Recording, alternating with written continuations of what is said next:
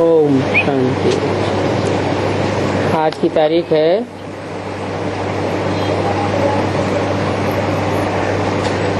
1 मार्च 2001।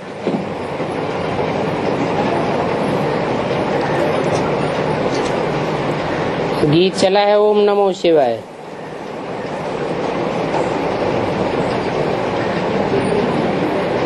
तुम मात पिता हम बालक तेरे, ये तो जरूर परम पिता परमात्मा की महिमा गाई हुई है।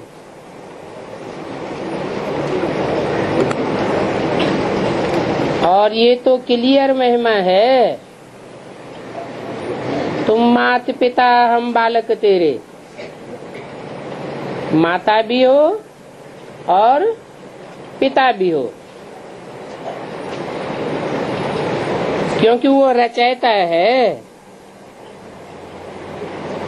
माता पिता बच्चों के रचयिता होते हैं ना।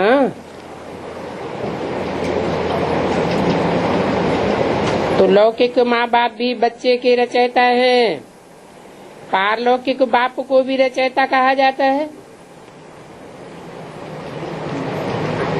उसको कहते हैं बंधु, सहायक, स्वामी, सखा, बहुत तरह की महिमा गाते हैं। लौकिक बाप की इतनी महिमा नहीं है। परम पिता परमात्मा की महिमा अलग है। बच्चे भी महिमा करते हैं, ज्ञान का सागर है, नॉलेजफुल है, उनमें सारा ज्ञान है। और नॉलेज कोई शरीर निर्वाह की पढ़ाई की नहीं है।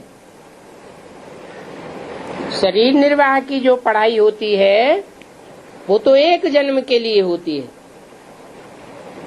ये तो आत्मा के अनेक जन्मों की पढ़ाई है और अनेक जन्मों का निर्वाह होता है।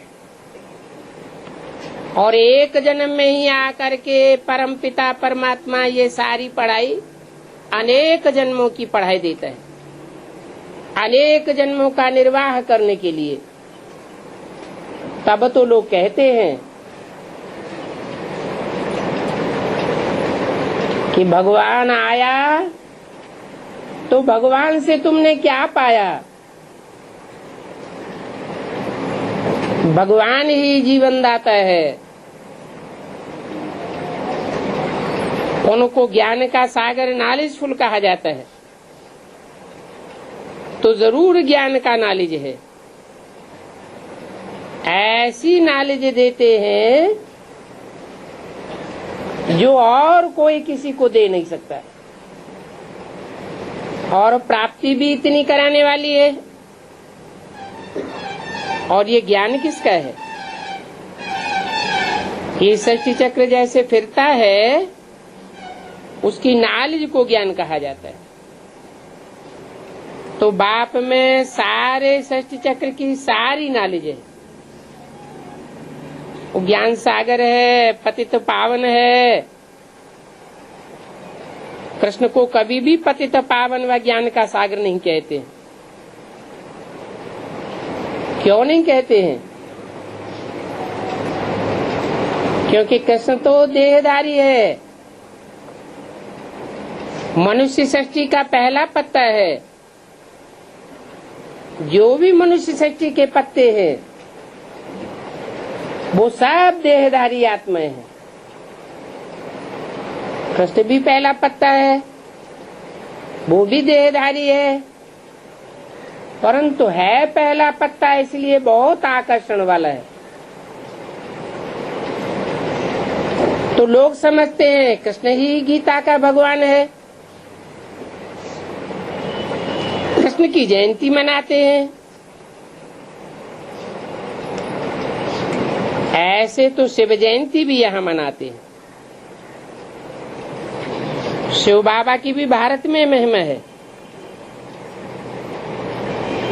गीता की भी जयंती भारत में मनाते हैं। जयंती ही मुख्य गाई हुई है।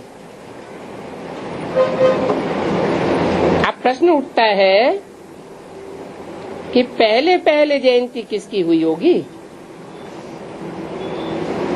गीता की जयंती पहले हुई होगी, कृष्ण की जयंती पहले हुई होगी। गीता रचना है या रचयिता है? कृष्ण रचना है या रचयिता है? कृष्ण भी रचना है। कृष्ण बच्चा है, गीता माता है। माता भी रचना है, रचयिता है बाप की। तो गीता माता रचना गीतापति भगवान की रचना है। तो किसकी जयंती पहले हुई होगी? जरूर कहेंगे गीतापति भगवान की पहले जयंती। कृष्ण तो बच्चा है, शिव की जयंती पहले होनी चाहिए। मनुष्य तो बिल्कुल ही बाप को भूले हुए। शिव बाप है, आत्माओं का बाप। पहले शिव जयंती मनाते हैं, साथ में वो शिव बाप जिसमें मुकर्रर रूप में प्रवेश करता है, उस राम की जयंती मनाते हैं। राम है मनुष्य सृष्टि का पिता। मनुष्य सृष्टि के पिता में आत्माओं का पिता प्रवेश करते हैं। प्रवेश करके मुकर्रर रूप से पार्ट बजाकर नई दुनिया की रचना रचते हैं। पतित दुनिया को पावन बनाते हैं, सब पतितों को पावन बनाते हैं। मनुष्य तो बिल्कुल ही बाप को भूले हुए हैं। कृष्ण की जयंती बड़े धूमधाम से मनाते हैं, प्यार से मनाते हैं। शिव जयंती का इतना किसी को पता नहीं है। सन 76 से पहले शिव जयंती की भारत में छुट्टी भी नहीं होती थी। छुट्टी भी कब से होना शुरू हुई? 76 से। क्यों? 76 से पहले परमात्मा शिव ने कृष्ण के अंतिम चोले में तो प्रवेश किया, परंतु वो मुकर्रर रूप नहीं था, मुकर्रर रथ नहीं था, माता का पाठ था, बाप का साक्षात्कार पाठ नहीं था। बाप का पाठ शुरू होता ही है 76 से। इसलिए ब्राह्मणों की दुनिया में 76 को बाप का प्रत्यक्षता वर्ष मनाया गया।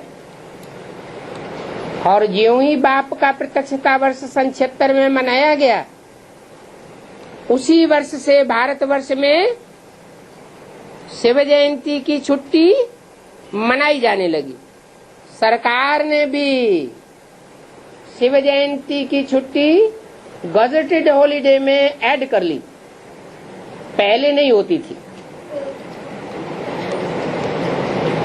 दुनिया को नहीं पता था, सिर्फ थोड़े से ब्राह्मण बच्चे हुए जिन्होंने बाप को नंबरवार पहचाना। इसलिए बोला कि शिव जयंती का इतना किसी को पता नहीं है, न गायन है। शिव ने क्या करके किया, उसकी बायोग्राफी का किसी को भी पता नहीं है। कृष्ण की तो बहुत बातें लिख दी हैं, पूरी भागवत ही लिखी हुई है जीवन चरित्र के रूप में। कहते हैं गोपियों को भगाया, यह किया। कृष्ण के चरित्रों की खास एक मैगजीन भी निकालती हैं। शिव के चरित्र आदि कुछ भी नहीं। कृष्ण की जयंती कब हुई, फिर गीता जयंती कब हुई। अब कृष्ण जब बड़ा हो तब तो ज्ञान को सुनावेगा। कृष्ण के बचपन को तो दिखाते हैं कि टोकरी में डाल करके पार ले गया, यमुना नदी के पार। ये भी नहीं जानते कि पार ले जाने का अर्थ क्या है। यमुना नदी के पार ले जाने की बात है, काली नदी के पार ले जाने की बात है, या विषय वैतरणी नदी के पार ले जाने की बात है। ये तो विषय वैतरणी नदी दिखाई गई है, यमुना नदी। गंगा को विषय वैतरणी नदी नहीं दिखाते हैं। गंगा के लिए कहते हैं पतित पावनी है, और यमुना नदी का जल ही काला दिखाया हुआ है। काला जल का अर्थ क्या हुआ? जल तो है, ज्ञान तो है, लेकिन उस ज्ञान में विविचारी वाइब्रेशन मिले हुए हैं। गंगा नदी जिस स्थान से होकर के बहती है, वहाँ की मिट्टी बलुई होती है, शरीर में चिपकती नहीं है। और यमुना नदी जहाँ जहाँ से होकर बहती है, वो मिट्टी एकदम चिपक जाती है। ज्ञान की भाषा में मिट्टी देह अभिमान को कहा जाता है। यमुना की देह अभिमान की मिट्टी फौरन चिपक जाती है, चिपकने वाली होती है। माना जो भी संसर्ग संपर्क में आएंगे वो देह अभिमान से लिप्त हो जाएंगे। गंगा ऐसा पार्ट नहीं बजाती, साक्षी होने का पार्ट बजाती है, इसलिए चिपकने का सवाल नहीं है। तो दिखाते हैं कि कृष्ण का जब जन्म हुआ तो उसे विषय वैतरणी नदी से पार कराया। पार कराने का मतलब है कृष्ण बच्चा है, बाप शिव है, बाप ने जो राजयोग सिखाया उस राजयोग को सीख करके कृष्ण बच्चे ने विषय वैतरणी नदी को पार किया, क्रॉस कर लिया, माने जीत पहन ली। उसके आकर्षण में नहीं आया। दिखाते हैं कृष्ण से पहले पैदा होने वाले 7 बच्चे कंस ने कोस लिए, अर्थात देह अभिमान की चपेट में आ गए। वो 7 बच्चे कौन हैं? ये वही 7 नारायण हैं जो 7 धर्मों में कन्वर्ट हो जाते हैं। 7 धर्म पिताएं नंबरवार उन नारायणी आत्माओं में प्रवेश करते हैं, जिन नारायणों का भारतवर्ष में कोई गायन नहीं है, कोई पूजन नहीं है, कोई मंदिर नहीं है, क्योंकि कच्ची कन्वर्ट होने वाली आत्माएं हैं। उन्होंने बाप के सिखाए हुए राजयोग को पूरा धारण नहीं किया,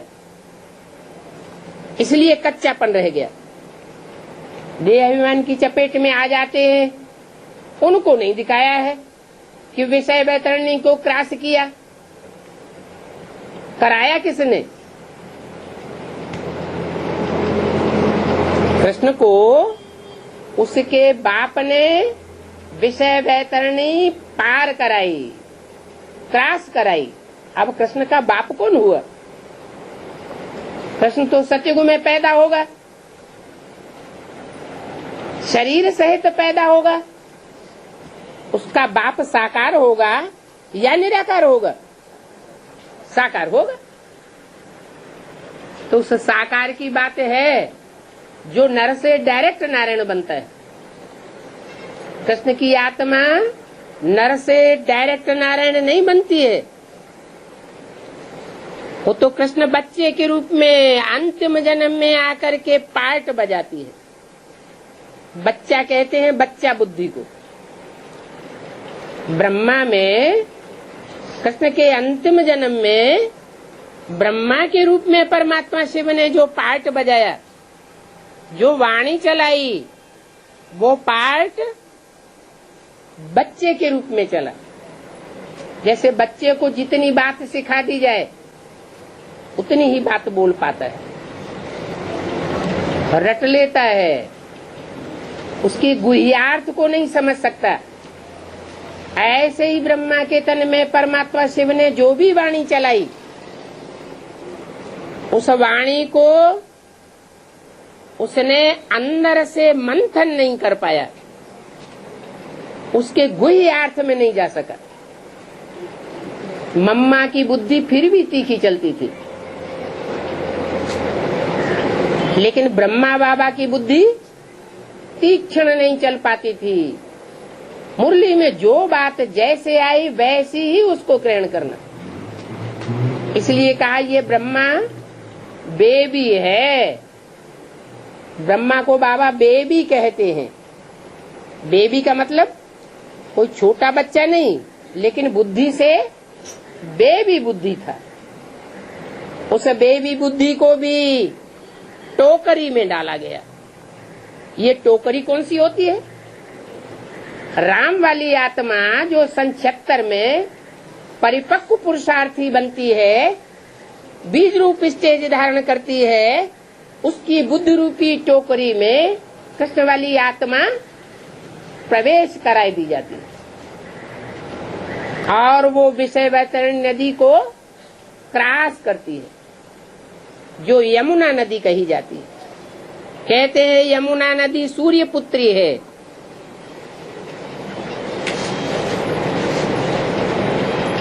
सूर्य पुत्री पहले पहले दिखाई गई। पहले यमुना, फिर सरस्वती, फिर गंगा। तो यमुना नदी को क्रॉस कराया। क्रॉस कराया किसने? परमपिता परमात्मा शिव ने राम के मुकर्रर रथ में प्रवेश करके क्रॉस कराया। इसलिए बोला कि दिखाते हैं बचपन में जब कृष्ण पैदा हुआ तो टोकरी में डाल करके पार ले गए। कौन पार ले गए? उनका नाम क्या रखा है? कृष्ण का जो बाप पार ले गया भक्ति मार्ग में, उसका नाम क्या रखा है शास्त्रों में? वसुदेव। वसु कहते हैं धन संपत्ति को। देव माने देवता। धन संपत्ति का जो देवता है। कौन सी धन संपत्ति? लौकिक धन संपत्ति नहीं, जो ईश्वरीय धन संपत्ति है, उस ईश्वरीय धन संपत्ति को प्राप्त करने वाला सबसे बड़ा देवता, जिसको तीसरा नेत्र दिखाया जाता है, ज्ञान का नेत्र। तो बड़ेपन का दिखाते हैं।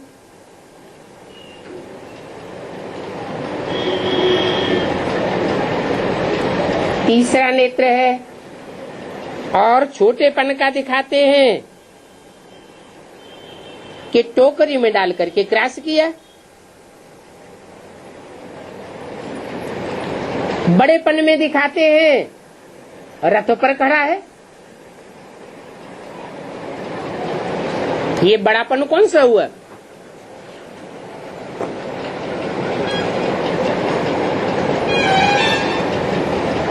कौन सा रथ है? जिस रथ पर खड़ा हुआ है।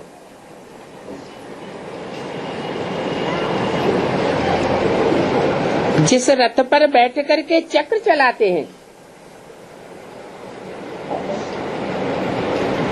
बचपन में चित्र नहीं दिखाया, चक्र नहीं दिखाया। जब बड़ा होता है तो चक्र दिखाते हैं। क्या मतलब हुआ? कि भाई कृष्ण की आत्मा जब कोई रथ में प्रवेश करती है तो अपनी आत्मा का चक्र चलाती है। स्वदर्शन चक्र, स्व की आत्मा को 84 के चक्र में ढूंढती है। 17-16 वर्ष का होगा, बाकी चित्र छोटेपन के दिखाई दिए। अब उसने गीता कब सुनाई? उसी समय तो गीता नहीं सुनाई होगी। कहते हैं 2 सेनाएं खड़ी हुई थी, यादव और कौरव, और एक तरफ पांडव सेना। दोनों सेनाओं के बीच में गीता सुनाई। बचपन में तो नहीं सुनाई होगी, जब अब बड़ा हुआ होगा तभी तो सुनाई होगी। छोटा बच्चा 2 सेनाओं के बीच में गीता ज्ञान कैसे सुनावेगा? जब लिखते हैं फलानी को भगाया,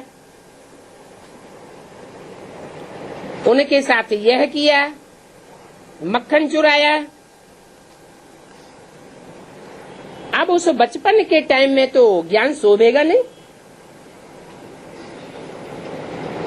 ये भगाना करना बात कहाँ से आ गई? ज्ञान तो तब सुनाया जाए जब थोड़ा सगीर बुद्धि हो जाए। बेबी बुद्धि ज्ञान कैसे सुनावेगा? गीता भी कुछ समय बाद सुनाई होगी। कहते हैं गीता ज्ञान अमृत। अब ब्रह्मा बाबा जब तक जीवित रहे तब तक उनके मन से कुछ मंथन तो हुआ नहीं। जो भी मंथन करती थी मम्मा करती थी। ब्रह्मा बाबा के मुख से तो परमात्मा शिव ने सुनाया, जो सुनाया सुना, मंथन तो कुछ भी नहीं हुआ। इसलिए मुरली में बोला हुआ भी है, अभी गीता ज्ञान अमृत नहीं कहेंगे। क्या कहेंगे? सिर्फ गीता माता कहेंगे, गीता ज्ञान अमृत नहीं कह सकते। क्यों नहीं कह सकते? क्योंकि अमृत मंथन करके निकाला जाता है। ब्रह्मा के मुख से जो वाणी बोली गई सो बोली गई, मंथन कुछ भी नहीं हुआ, नई नई बातें कुछ भी नहीं निकली। वही कृष्ण बच्चा, बेबी बुद्धि, जब राम के बड़े स्वरूप में बुद्ध रूपी क्षेत्र से प्रत्यक्ष होता है तब दिखाया जाता है कि चक्कर चलाया, स्वदर्शन चक्र चलाया, मंथन किया। इसलिए बोला गीता भी बचपन में नहीं सुनाई होगी, कुछ बड़ा हुआ होगा तब सुनाई होगी। अच्छा, फिर शिव ने क्या किया? चलो कृष्ण ने गीता सुनाई, मंथन किया। शिव मंथन करता है क्या? शिव तो असोचता है, उसको सोचने करने मंथन करने की दरकार नहीं है। अज्ञान नींद में सोए पड़े हुए हैं, इसलिए ये बातें बुद्धि में बैठती नहीं है। मुरली में जो बातें सुनाई गई, उन बातों को बड़े बड़े विद्वान जब सुनते हैं तो कहते हैं इस वाणी का कोई आगा पीछा नहीं है, ये तो कोई पागलों जैसी भाषा है। बाप कहते हैं मैं कोई चरिया खरिया थोड़े ही हूँ, मैं तो जो कुछ सुनाऊंगा उसमें जरूर कोई अर्थ भरा हुआ है। कहते भी है, कह समझे कवि, कह समझे रवि। ये तो ज्ञान सूर्य की भाषा है। माता के रूप में, बेबी बुद्धि बच्चे के रूप में जब सुनाया तो जो बच्चा बुद्धि है भोले भाले हैं, उन्हीं ने उस बात को पकड़ा और उनको अच्छा लगा। तो बाप कहते हैं कि मेरी बायोग्राफी का कोई को पता नहीं है, मैंने आकर के क्या किया वो कोई नहीं जानते। मुझे पतित पावन कहते हैं तो जरूर मैं पतितों को पावन बनाने आता हूं ना। पतितों को पावन बनाऊंगा तो जरूर गीता ज्ञान भी होगा। बिना गीता ज्ञान के पतितों को पावन कैसे बनाऊंगा? मैं साधारण बूढ़े अनुभवी तन में आता हूं।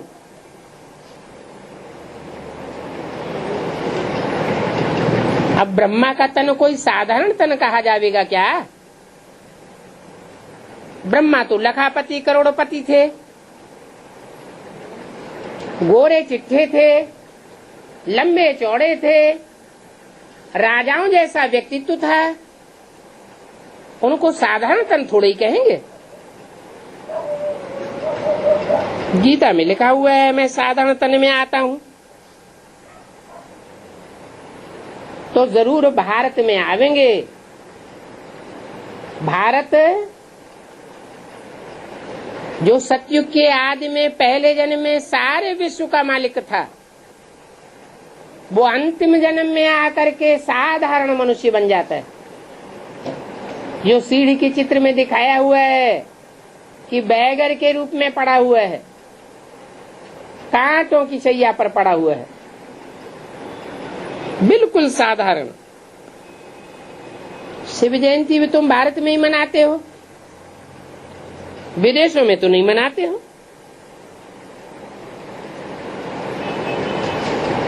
कृष्ण की बायोग्राफी और भारत की बायोग्राफी बहुत अंतर है। कृष्ण और क्राइस्ट की राशि मिलाते हैं। क्यों मिलाते हैं? कृष्ण के जीवन में जो बातें भरी पड़ी हैं, वो ही बातें क्राइस्ट और क्रिश्चियंस के जीवन में भरी पड़ी हैं। क्रिश्चियंस में जो दिखावे की प्रवृत्ति होती है, पॉम्प एंड शो की प्रवृत्ति होती है, वो कहां से आई? वो कृष्ण से आई। इसलिए कृष्ण और क्राइस्ट की राशि मिलाते हैं। कृष्ण वाली आत्मा जो भी पार्ट बजाती है, आदि से लेकर के अंत तक, जब तक ब्रह्मा बाबा ने शरीर छोड़ा,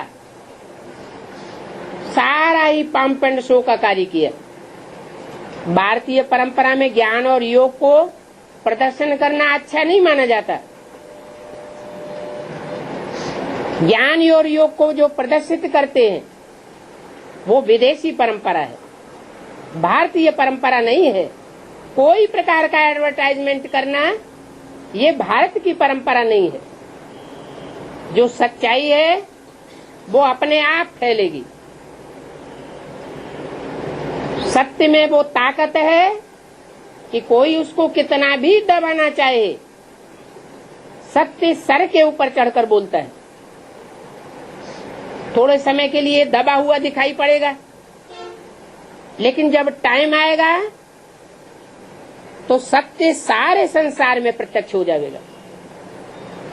क्रिश्चियंस भी उसे गाएंगे पैराडाइज के रूप में, मुसलमान लोग भी उसको गायन करेंगे जन्नत के रूप में, और हिंदुओं में तो बैकुंठ का गायन है ही है। तो जो शिव जयंती तुम मनाते हो वो भारत में मनाते हो। कृष्ण जयंती, गीता जयंती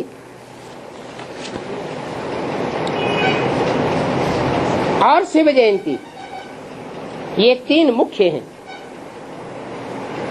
दूसरा पेज, राम की जयंती तो बाद में होती है।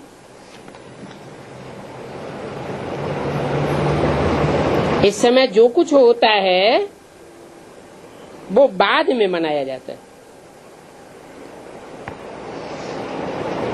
सतयुग त्रेता में जयंती आदि होती नहीं है। वहां कोई भी उत्सव नहीं होता। सूर्यवंशी से चंद्रवंशी वर्षा लेते हैं और कोई की भी महिमा नहीं है। सिर्फ राजाओं का कोरोनेशन मनाते होंगे। बर्थडे तो आजकल सब मनाते हैं, वो तो कॉमन बात हो गई। कृष्ण ने जन्म लिया बड़ा होकर के, उसने राजधानी चलाई,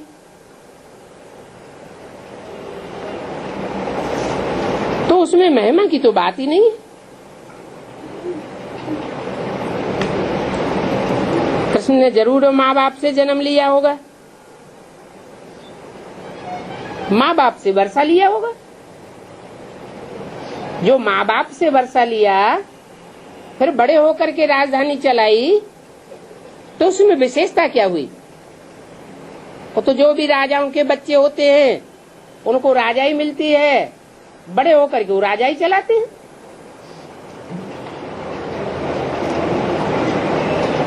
सतयुग और त्रेता में सुख का राज्य चला, लेकिन वह राज्य कब स्थापन हुआ और कैसे स्थापन हुआ, ये असली बात तो तुम बच्चों की बुद्धि में है। बाप कहते हैं, बच्चों मैं कल्प कल्प कल्प के संगम युग पर आता हूँ। 3 बार कल्प बोलने की क्या जरूरत पड़ी?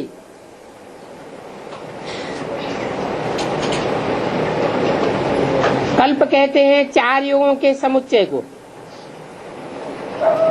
सतयुग, त्रेता, द्वापर, कलयुग, एक कल्प हो गया।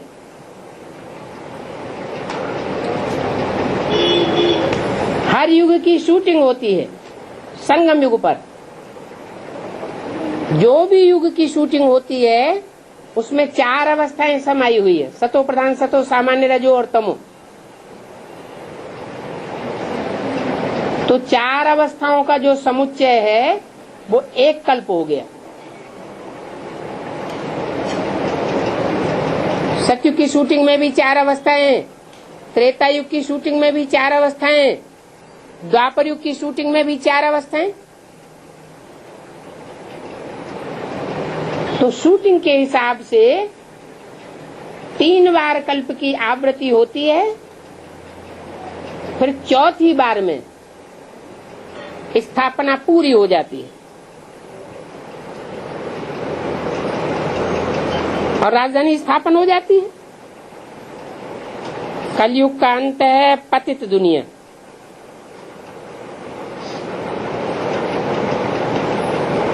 सतयुग आदि पावन दुनिया। मैं बाप हूं तो जरूर तुम बच्चों को वर्षा भी दूंगा। दुनिया में जो भी बाप होते हैं एक जन्म के लिए वर्षा देते हैं। धन का वर्षा देंगे, मकान का वर्षा देंगे, दुकान का वर्षा देंगे, प्रॉपर्टी का वर्षा देंगे। एक जन्म के लिए देते हैं, वो भी वर्षा पूरे जन्म चले या न चले, कोई छीन ले, चुरा ले। लेकिन मैं जो वर्षा देता हूँ वो 21 जन्म के लिए पक्का वर्षा देता हूँ, अविनाशी वर्षा देता हूँ। और 21 जन्म के पुरुषार्थ के आधार पर जो तुम संगम युग में करते हो वो 63 जन्म भी तुमको प्राप्ति हो जाती है। तो मैं बाप भी हूँ, जरूर बच्चों को वर्षा दूंगा, लेकिन बेहद का वर्षा देता हूँ, अविनाशी वर्षा देता हूँ। कल पहले भी तुमको वर्षा दिया था, इसलिए तुम मनाते आए हो। परंतु नाम भूल जाने से तुमने कृष्ण का नाम डाल दिया। क्या नाम भूल जाने से?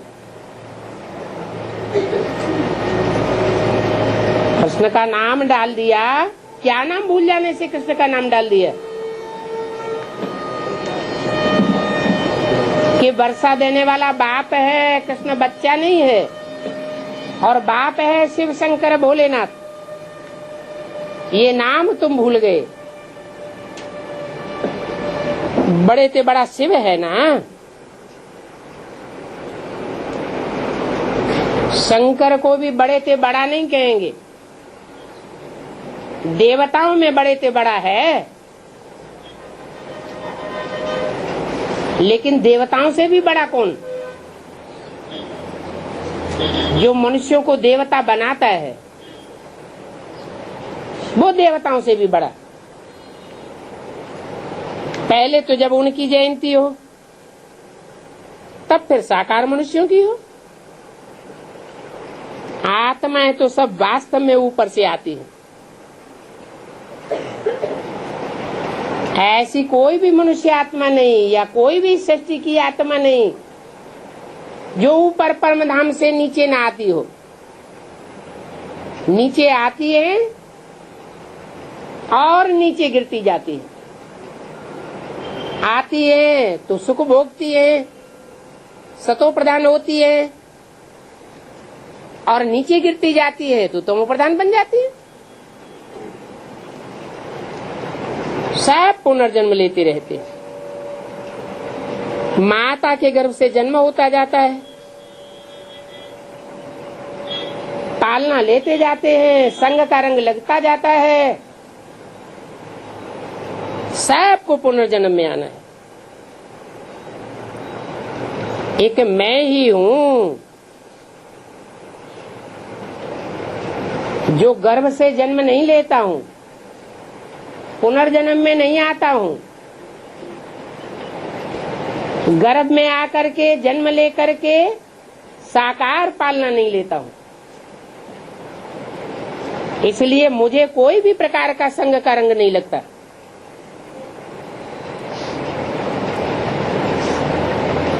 मैं आता हूँ तो संग का रंग लगाता हूँ, कोई के संग के रंग से प्रभावित नहीं होता हूँ। और जो धर्म पिताएं आते हैं वो संग के रंग में आ जाते हैं। संग के रंग में आते हैं तो पतित बनते चले जाते।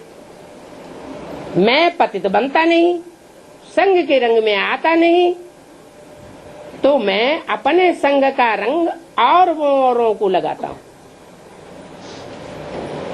जो जितना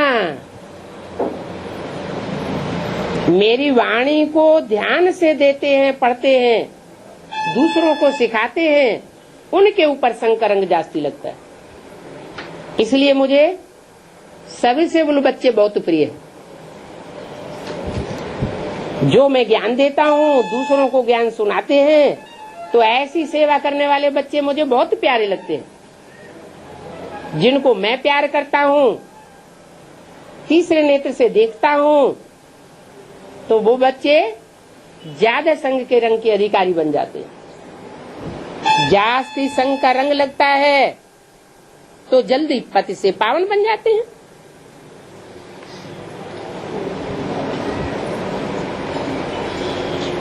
तो शिव बाबा भी आते हैं, जैसे तुम आत्मा परम धाम से आती हो, शिव बाबा भी आते हैं। लेकिन अंतर क्या है? और सब संग के रंग में आते हैं और मैं संग के रंग में नहीं आता हूँ। तो ये सब बातें बाप बैठ समझाते हैं, ब्रह्मा विष्णु शंकर की मूर्ति दिखाते हैं, कहते हैं त्रिमूर्ति सेवा, ब्रह्मा द्वारा स्थापना, क्योंकि शिव को तो अपना शरीर है ही नहीं। खुद बैठ बताते हैं मैं इनके बूढ़े तन में आता हूँ। ये अपने जन्मों को नहीं जानते हैं। इनके बहुत जन्मों के अंत का यह जन्म है, तो पहले पहले इनको समझाना पड़े। कौन समझाएगा इनको? माने किनको? पहले पहले इनको समझाना पड़े। किनको? है ब्रह्मा को। ये मेरा सिकिलदा बच्चा है, पहले पहले इनको समझाना पड़े। जब तक ये नहीं समझे हैं तब तक कोई भी पूरा समझ नहीं सकता। तो देखो, शिव जयंती बड़ी या कृष्ण जयंती बड़ी? समझने वाला बड़ा या समझाने वाला बड़ा? समझाने वाला बड़ा। तो जो समझाएगा कृष्ण बच्चे को, वो साकार होना चाहिए या निराकार होना चाहिए? जरूर साकार होना चाहिए। अगर कृष्ण ने गीता सुनाई तो गीता जयंती, ये गीता जयंती तो श्री कृष्ण के बहुत वर्षों के बाद होनी चाहिए, जबकि कृष्ण बड़ा हो तब तो गीता जयंती हो। ये सब समझने की बातें हैं। कृष्ण बड़ा कब होता है? जब महाभारत गृह युद्ध होता है। बाप मुरली में ये नहीं कहते कि महाभारत युद्ध शुरू हो गया। क्या कहते? महाभारत गृह युद्ध सामने खड़ा है, माने अभी लड़ाई शुरू नहीं हुई है। जब लड़ाई शुरू होती है तो गीता ज्ञान दिया जाता है। कृष्ण बच्चे के रूप में दिया जाता है या बड़े के रूप में दिया जाता है? जरूर वो संगमयुगी कृष्ण की बात है, जिसमें कृष्ण की सोल प्रवेश होकर के कार्य करती है। तो ये सब समझने की बातें हैं। कृष्ण बड़ा हो तब तो गीता ज्ञान सुनाबे। लेकिन वास्तव में शिव जयंती के बाद हुई फट से गीता जयंती। ये भी पॉइंट बुद्धि में रखनी है। पॉइंट तो ढेर हैं, बिगर नोट किए याद कोई रख नहीं सकता। बाबा इतना नजदीक है और ये उनका रथ है। वो भी कहते हैं सब पॉइंट्स समय पर याद आ जाएं, ये बड़ा मुश्किल है। बाबा ने समझाया है, सबको दो बाप का राज समझाओ।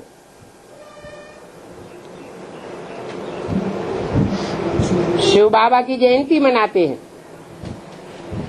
जयंती साकार की होगी या निराकार की होगी? जयंती तो साकार ही होती है। जरूर आता होगा, संसार में प्रत्यक्ष होता होगा। जैसे बच्चा जन्म लेता है तो पहले गुप्त होता है, जब जन्म लेता है तो प्रत्यक्ष होता है। प्रत्यक्ष हुआ तो कहेंगे कि जन्म हुआ। जैसे क्राइस्ट है, बुद्ध है, आकर के अपना अपना धर्म स्थापन करते हैं। वह भी आत्मा आकर के प्रवेश करती है। जैसे शिव आकर के प्रवेश करते हैं, धर्म स्थापन करते हैं, ऐसे ही और धर्म पिताएं भी आते हैं। अंतर क्या पड़ता है?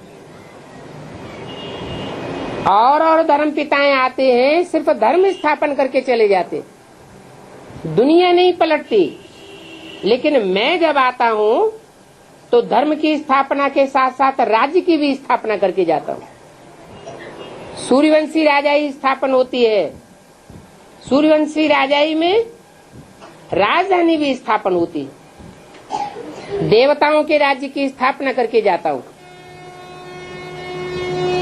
उस राज्य की स्थापना में जो अंत तक सहयोगी बनते हैं वो है सूर्यवंशी, और जो फेल हो जाते हैं वो बनते हैं चंद्रवंशी। उनका पद नीचा हो जाता है, वो अंत तक सहयोग नहीं दे पाते, बीच में छोड़ करके चले जाते हैं। जैसे द्वापर युग से और धर्मों में कन्वर्ट हो करके चले गए थे।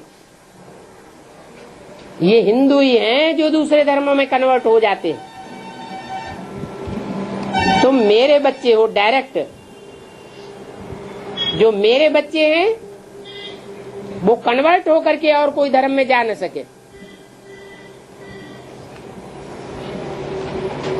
तो बोला कि वो धर्म पिताएं भी आते हैं, उनकी आत्मा भी प्रवेश करती है। तो अंतर को देखो, वो है हेवनली गॉड फादर, नई सृष्टि का रचयिता। उन धर्म पिताओं को हेवनली गॉड फादर नहीं कहेंगे, वो आकर के कोई स्वर्ग की, हेवन की स्थापना नहीं करते। मैं आता हूं तो हेवन की स्थापना करता हूं। हेवन मेरे अलावा और कोई स्थापन कर ही नहीं सकता। हेवन को हिंदी में कहते हैं स्वर्ग। क्या कहते हैं? स्वर्ग।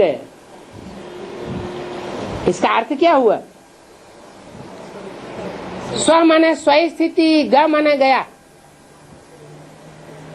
जो भी स्वर्ग में देवताएं बनकर जाते हैं वो वहां कैसी स्थिति धारण कर लेते हैं? स्वस्थिति में 2500 साल के लिए स्थिर हो जाते हैं। वो अल्पकाल के लिए क्यों? 2500 साल के लिए क्यों हो जाते हैं? 5000 साल के लिए क्यों नहीं स्वस्थिति में स्थित रहते? क्योंकि माया उनको पकड़ती है। राम और रावण की लड़ाई चलती है। जितना श्रीमत पर चलते हैं उतना स्वस्थिति में स्थित होते हैं, और जितना माया की मत पर ललचायमान हो जाते हैं उतना फिर देवान में आते रहते। जितना देवान में आवेंगे उतना नरक की शूटिंग करेंगे, जितना स्वस्थिति में रहते हैं इतना स्वर्ग की शूटिंग करते हैं। तो इसमें मेरा कोई दोष नहीं है। नंबरवार पुरुषार्थ अनुसार अभी तो नरक है, अभी स्वर्ग नहीं आ गया है। माने जो भी बच्चे हैं वो स्वस्थिति की प्रैक्टिस कर रहे हैं। अभी स्वस्थिति की प्रैक्टिस पक्की नहीं हुई है, इसलिए अभी भी क्या है दुनिया में? नरक है। नर ने जो किया है 63 जन्म, वो किया हुआ हम सब भोग रहे हैं। ये सब भोगते भोगते जब 63 जन्मों का हिसाब पूरा हो जाएगा और हम सब स्वस्थिति में स्थित हो जाएंगे, तब स्वर्ग आवेगा। बाबा कहते हैं मैं कल्प कल्प संगम युग पर आकर तुम बच्चों को राजयोग का ज्ञान देता हूँ। ये भारत का प्राचीन राजयोग है।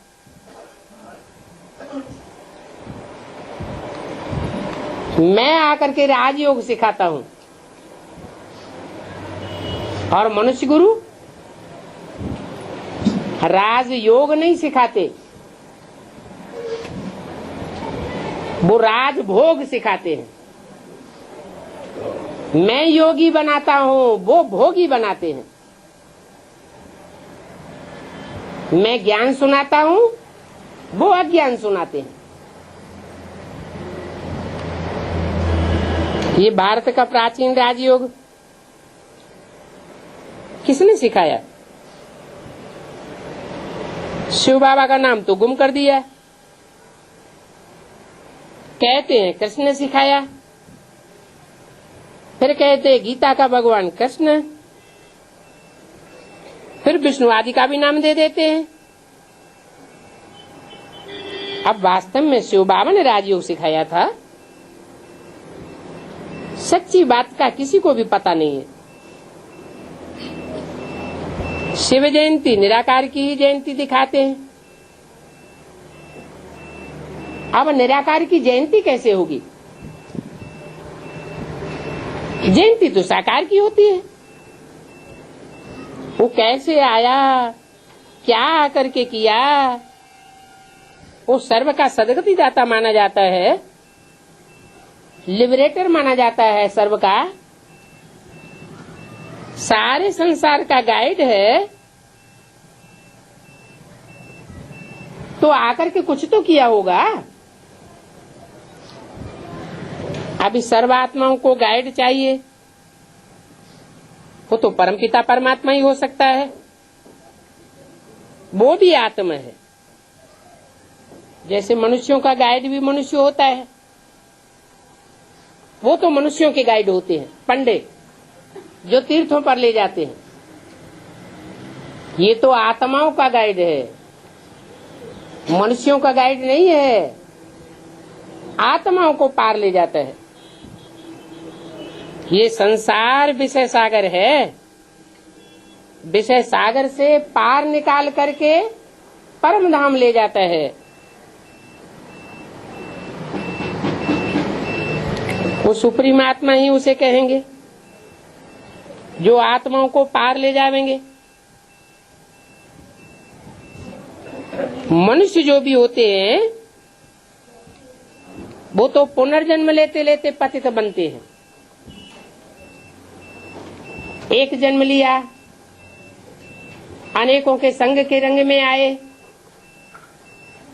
अनेकों देहधारियों की याद करते रहते हैं। देह को याद करना माना मिट्टी को याद करना, मिट्टी को याद करते करते आत्मा मिट्टी होती जाती है। इसलिए मुसलमान लोग कहते हैं कब्र दाखिल हुआ। कब्र में क्या होता है? मिट्टी ही तो होती है। वो तो स्थूल बात समझ लेते हैं। है वास्तव में ये देह अभिमानी की मिट्टी, जिसमें जन्म जन्मांतर मनुष्य आत्माएं गहरे खड्डे में जैसे दबती चली जाती हैं। बाप कहते हैं मैं फिर आकर के एक एक आत्मा को पावन बनाता हूँ और पावन बना करके वापस ले जाता हूँ। पावन होने की तुमको युक्ति बताता हूँ। क्या युक्ति बताता हूँ? 63 जन्म तुमने अनेकों को याद किया, अनेकों देहधारियों का संग का रंग बुद्धि में चढ़ाया। अभी मैं आया हुआ हूँ, मुझे एक को याद करेंगे तो तुम पति से पावन बन जाएंगे। अनेकों को याद किया जिनकी बुद्धि देह में धरी हुई है, ऐसे देहधारियों को याद किया तो तुम पतित बन गए। अब पावन बनने का तरीका क्या है वो और कोई बता नहीं सके, मैं ही बताता हूँ। मैं संसार में आता हूँ तो कोई देहधारी में मैं फंसता नहीं हूँ, मैं पतित नहीं बनता हूँ, मैं पावन का पावन ही हूँ। वो सन्यासी तो अपने घर बार को छोड़ करके भाग जाते हैं। वो समझते हैं सर्पिणी स्त्री है। बाप कहते हैं वो तो कायर हैं, अपने को संग के रंग से बचाए नहीं सकते, इसलिए छोड़ करके भागते हैं। मेरी तो तुम मंदिरों में पूजा करते हो,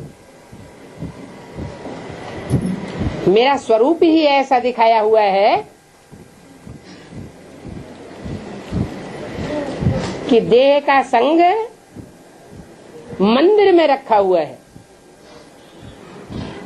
और ऐसा रूप दिखाया हुआ है जो तुम बड़ी आसानी से समझ सकते हो कि सदाकाल देह के संग में रहने वाला वो उपराम कैसे रह सकता है।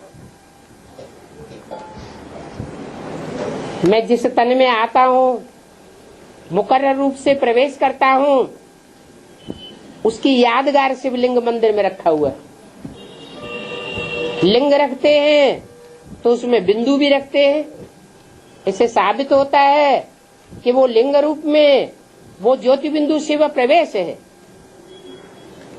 और वो ज्योति बिंदु शिव मुकर्रर रूप से जिसमें प्रवेश करता है उसकी स्थिति भी ऐसी बनाई देता है कि वो सदाकाल देहधारियों के संग में आवे तो भी उसके ऊपर कोई संग का रंग नहीं लग सकता। इसलिए जो साकार विग्रह दिखाते हैं उसमें चारों ओर सांप लिपटे हुए दिखाए गए हैं। विष्णु का जो रूप दिखाया है सर्प के ऊपर लेटा हुआ, वो भी इसी बात का सूचक है। सर्प जैसी मनुष्य आत्माएं उनके संग के रंग में आते हुए, उन मनुष्य आत्माओं का आधार लेते हुए उनके संग का रंग बिल्कुल नहीं लगता। इसलिए शंकर के विग्रह में चारों ओर सांप लिपटे हुए दिखाए गए।